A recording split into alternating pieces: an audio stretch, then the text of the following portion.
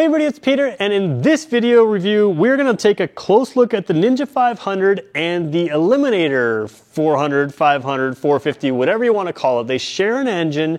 They're both new for 2024, and these are both 2024 models. And in this review, I'm looking at the top level of each one because these are both really good, class-leading beginner bikes, small displacement bikes. And I don't like using the word beginner bikes because, frankly, as an experienced rider, either one of these bikes would make me perfectly happy. They've got enough power. They're class-leading power, especially for what they are. And they're really interesting. They've got features that you didn't get on other bikes in the classes. And basically, this one has some electronics that you can't get on any other Ninja that's in the showroom today, although maybe there is one that's not in the showroom.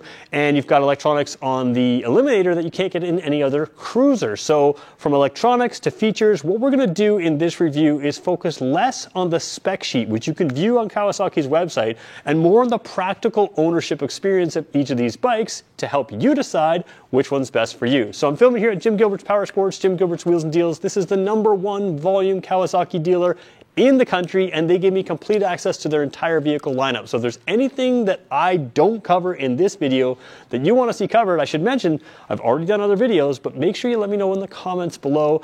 Hit the subscribe button because I'll come back to these bikes again and again to make sure you get all the information you need. And if you're looking for a bike, they're here in New Brunswick. They've got an entire showroom full of stuff, lots of stuff to see. It's like going to a bike show here. All right, let's get going with this review. So you may be wondering, why am I comparing a cruiser to a sport bike? And that's a fair thing. Now, there's a couple reasons. First of all, I think if you are a newer rider, you may not know the style of riding you like. You may know the style of bike you like to look at, but you may not know the style of riding you like. So we're going to talk about what it's like on each of these, the strengths and negatives, and sort of dispel some myths with each of these bikes. But also, there's a lot of sort of cruising ability on these, and I say cruising as in touring ability on these, the Cruiser and the Ninja 500. The Ninja 500 in this top spec has a larger windshield, has pretty good wind protection, has a few extra things like a USB-C port, and so does this. Has a USB-C port. That can matter for various reasons. We'll talk about that in a second. And you can fit luggage on this quite easily. So there's touring capabilities on each of these, and they're both very comfortable. This one is quite comfortable just because of the style, and I'll talk about that in a second. And that one has an improved seat over the Ninja 400, which makes it, again, a little bit more comfortable to go on those longer distances. So whether you're looking for a lower displacement bike to do longer trips, or whether you're a new rider just trying to figure out what kind of riding you want, I'm hoping this video will help all of you out. We're going to start by looking at the front wheels, moving our way through, and then get into some of the practical benefits of each of these bikes. So let's start with that right now.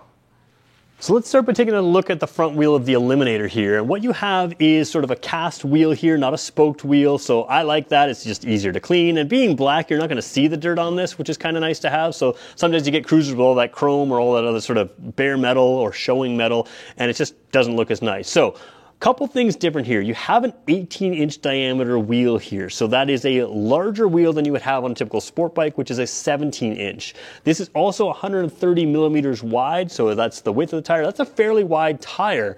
The Ninja has a 110 millimeter wide front tire, which is a centimeter less than a bigger sport bike. There are some advantages to that. We'll talk about that in a second.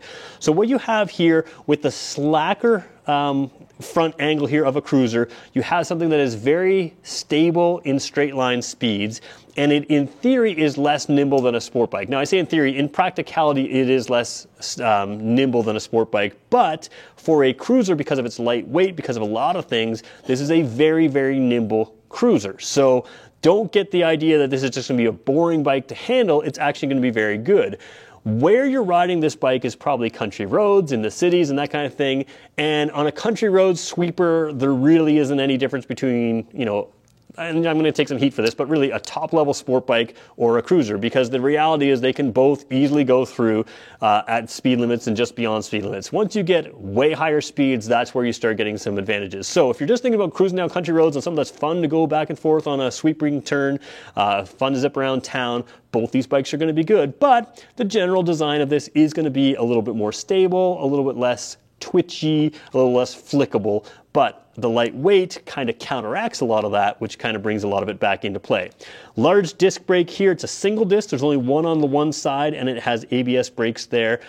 They work fine for what it is. It's not a high-end braking experience, but again, a good brake there. The other thing is this is solidly mounted to the disc, so that's something worth remembering. doesn't make any real difference to you as a rider for this kind of bike, but we're going to show you a little difference on the Ninja and talk about why that's different. So taking a look at the Ninja, since we talked about brakes on the last one to finish, let's start with the brakes on this one here. This one is not a solid disc brake. This piece here is a separate piece than this piece here. Now, for most everyday riding, that makes no difference. The reason this is designed different is this is the same as high-end sport bikes, at least the same basic design as high-end sport bikes. And what that does is allows this disc to get really hot and expand and contract a little bit and still have high-performance braking. So remember, the Ninja is a bike that is capable of going to the track for the occasional track day. Now, it doesn't have the dual discs either. It doesn't really need them because both these bikes are fairly lightweight bikes, and they also don't go 300 kilometers an hour, so you're not going to need as much braking with a lighter weight bike that doesn't go quite as fast. But this one is technically a higher end brake here, so it's worth remembering. Now, if you're just driving on legal road speeds or just beyond legal road speeds, you're probably not going to notice any real performance difference. But if you take it to the track, which you're not taking the Eliminator to the track, this one is a little better. Still have the ABS ring in here, similar style suspension. Again, we talked about the tire being a 110 instead of a 120. Now, 130 width is what you have on the Eliminator. 120 is what you have on pretty much every sport bike, and this is 110. One of the advantages of a 110 width tire is it allows that bike to really feel flickable. So again, that's tighter angle here to the fork tube and the narrow tire really makes this bike really nimble. Now, it's not unstable, but it also is very nimble, and you're going to feel that immediacy of the handling on this one a little bit more than the Eliminator. Not saying the Eliminator is not fun to ride, because it really is, but this one does have more immediacy. It has that more sport bike feel. So when we talk about the heart of this bike, we got to talk about the engine. This was the 400cc engine, which has just been tweaked slightly to get 451cc. So it went from 399 to 451. What that means is you have all of the reliability that you used to have in the Ninja 400. It now has cylinders that travel a little bit further, and that makes it 451cc. And a lot of the pieces are still the same. So you have more power basically throughout the rev range according to Kawasaki's own stats. But basically you have something that's been proven, been reliable, and still keeps that sort of lightweight, compact kind of feel, which makes both of these bikes fun to drive. Now, this one's easier to show you the outside of the engine because this one has no bodywork, so you have that sort of naked style thing. One thing to keep in mind is traditional cruisers have a lot of torque down low, and they don't rev high. This one is the same engine as the Ninja, so it has more revving capabilities, and what that means is this little 451 has almost the same horsepower as the 900 V-twin from Kawasaki. It has less torque, but I would argue this one's probably as quick and maybe even quicker in many situations than that 900. It's going to save you a bunch on insurance, and it's going to have that playful character. So it's still a playful bike to drive, even though it's a cruiser. Ninja, same engine, not much to show you, but I will show you on this top line Ninja one thing that you get that's worth noting. So again, being the highest spec Ninja, there are a few things you don't see or you may not notice. Now there's I don't know if you can see the tank here, can you? Yeah, there we go. There is a little bit of a sticker pad here, and on the other side that's going to give you some paint protection there. There is a drop protection, so if you were to drop this bike, you're going to have this crash bar hit instead of the bodywork, which is nice.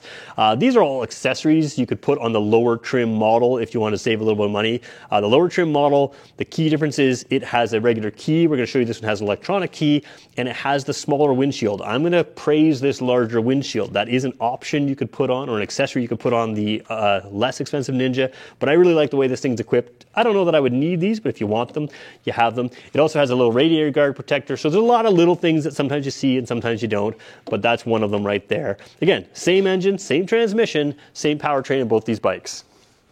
Where these bikes differ is behind that engine and transmission. You have the dual shocks here, one on this side, one on the other side. They are variable rate here, so that's a nice thing to have. It's just larger bumps and smaller bumps. You've got a little different setup there.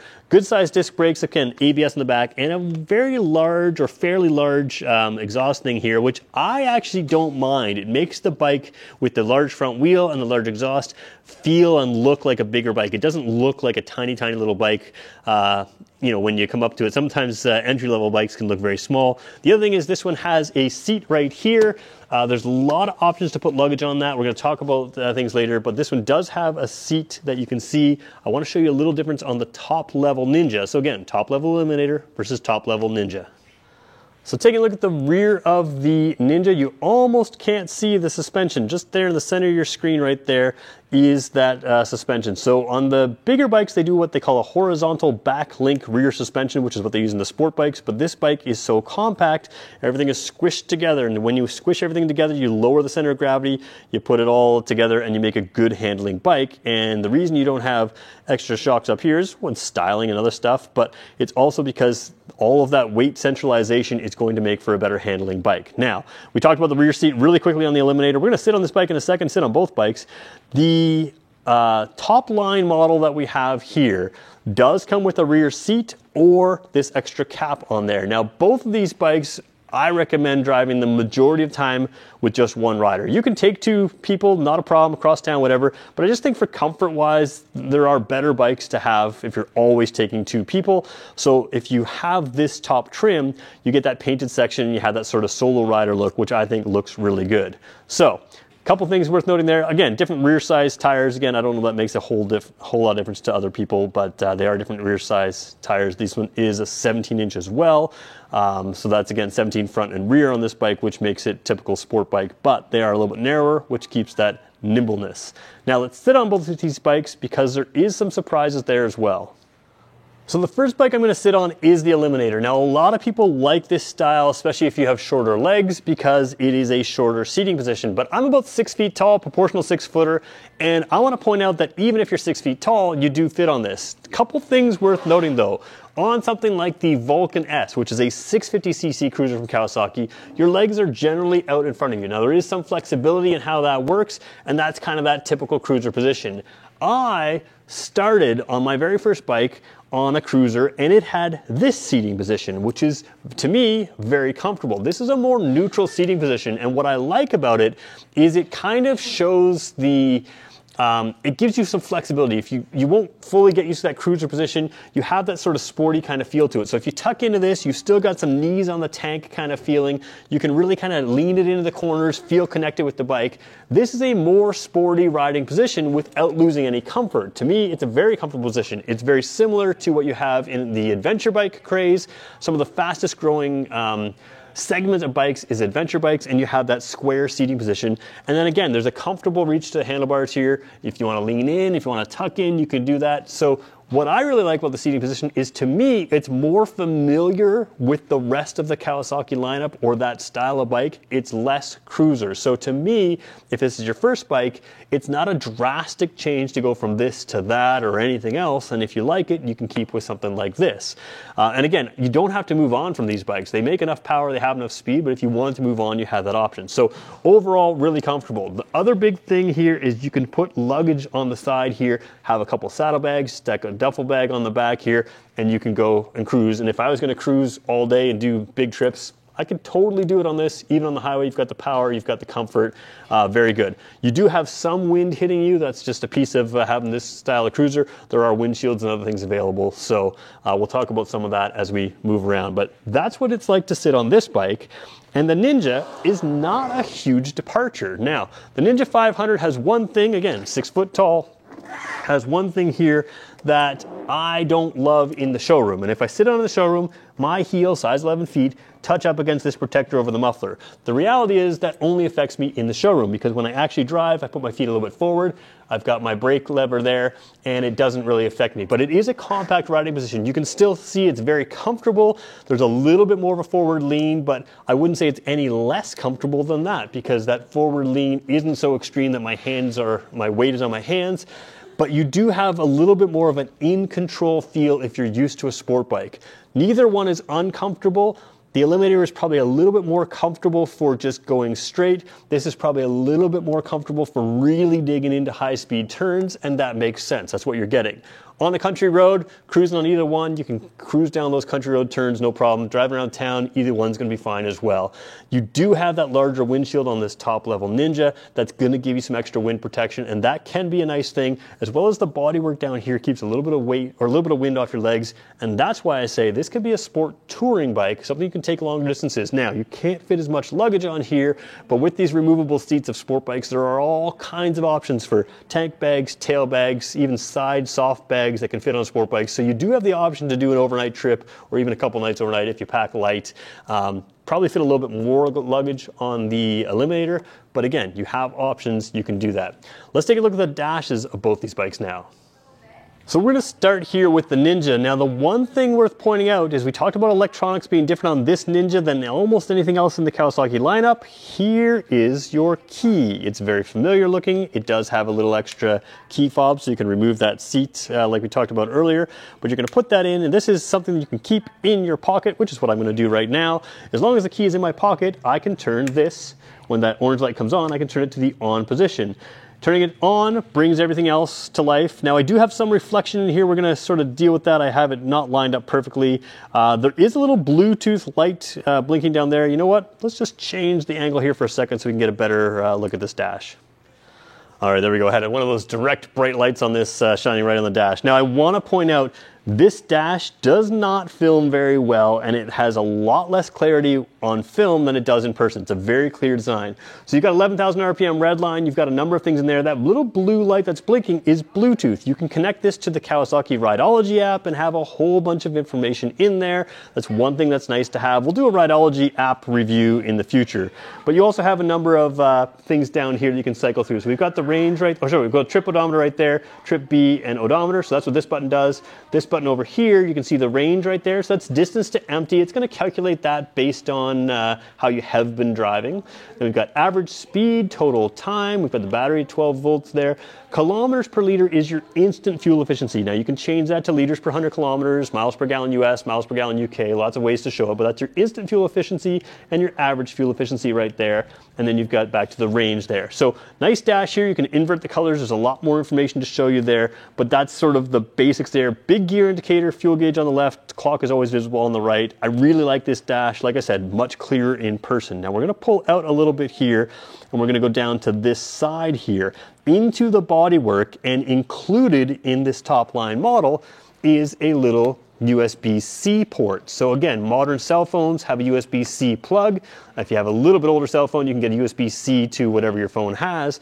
And what that allows you to do is set up your phone somewhere. There are lots of ways to get phone mounts on these kind of things, and you can have GPS and other things in there. So again, when we talk about this as a potential sport touring model, having that USB-C thing is going to allow you to keep your phone charged and your phone visible with a different type of mount. So you can have your GPS and other phone items right there and fully powered, which is a really nice thing to have. And it's all sort of behind the windscreen, which I really quite like. So that is the Ninja. Let's take a look at the Eliminator.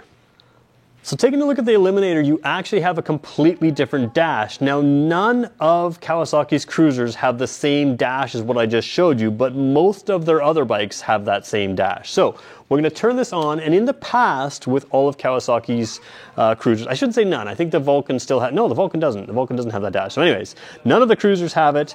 And this one has a different dash. Now, this is a unique dash to the Eliminator, and I like it. So it still has that circular kind of cruiser style. It is black and white, so it has less bling maybe, but you have all the same features. So again, red line's the same area there. You've got the clock in the middle. You've got your gear indicator down here. You've got your speedometer there. You still see that Bluetooth light flashing. This also has the connectivity to that Kawasaki Rideology app, giving you a whole bunch of things like maintenance reminders, other kinds of things, so you can put all sorts of stuff in there. And the nice thing about anything that connects with an app, the app can update over time, which means you can add some features to that over time that you may not have right now. So flicking through here, you can see your trip A, your trip B, and then you go instant fuel efficiency, same idea. You can different types of measurements there.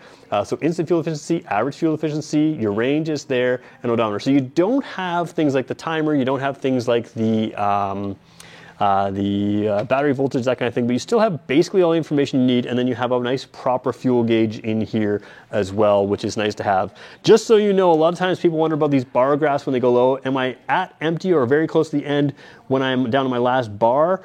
You are, but it actually has one more setting. That last bar starts to blink, and the fuel light blinks to let you know you're really low on fuel. So just so you know, if you get to the last bar, you still got a little ways to go, but you don't have the you don't have to worry about the actually being out of fuel until it starts blinking. Let's take a look at the controls on the Eliminator, because they're actually the same thing as on the Ninja. So taking a look at the controls here, again, this piece here is the exact same as you would have on the Ninja, and actually I'm just looking at the grips, they're also the exact same here as the Ninja. So there is a hidden button that you can't see there. I'm pressing it down here. If you hold that down, it's your high beam, hold it on so you can flash your high beam, then you can lock your high beam on, low beam, signal lights, horn, and then you do have four-way flashers, which is nice to have. LED signals, completely LED lighting all the way around both of these bikes, which is nice to have. Some of the higher end bikes, even the 900s that I've been looking at even as recently as today, even the 2024s, they don't have LED signal lights on the outside, but you have the hazard lights, which again, for a touring capable bike, nice to have that hazard light in there. So controls there. Now we talked about the USB-C port on the Ninja. Let's just scroll across the dash here. A few more traditional mounting options here on the traditional handlebar, but you also have a USB-C port included on this top trim Eliminator. Now you can get this as an accessory on your other Eliminators, but this is sort of a little different view of it there. So USB-C port. So again, you can also mount your cell phone to this and have some GPS and other type of functions on there and keep it charged right there. Over here on this side, again, same thing exactly as on the Ninja. You just got a kill switch and a start switch. Now let's go wide angle again, come back over to here, and we're going to briefly talk about the clutch on this because both of these bikes have what's called a slipper and assist clutch. What that means is if you do an aggressive downshift and haven't rev matched properly, a lot of time a bike can skid its rear wheel with the amount of aggressive down or aggressive force just from the not rev matching. The slipper assist clutch can allow the clutch to slip instead of the wheel, which can be a nice safety feature. But the biggest benefit you're going to notice in everyday riding is that clutch lever is very light, and that makes it nice to drive through town, nice to drive anywhere, but nice light clutch pull on both of these bikes, which is, again, you expect it on both these bikes because it's shared powertrain, but it is a really nice feature to have. So let's talk about which bike is best for who and what surprises you may have from each model. So let's do that right now.